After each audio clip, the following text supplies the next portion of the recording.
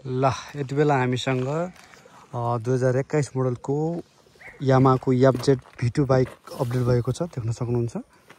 एकदमै राम्रो कन्डिसनमा छ, लुक्स पनि एकदमै बवाल रहेको छ, देख्न सक्नुहुन्छ। जम्मा 25,000 समथिङ बाइक चलेको छ, एकदमै राम्रो कन्डिसनमा छ। वान ह्यान्ड बाइक हो, देख्न सक्नुहुन्छ। जम्मा 25,500 किलोमिटर रनिङ भएको छ। इन्जिनको साउन्ड पनि सुन्न सक्नुहुन्छ हजुरहरूले।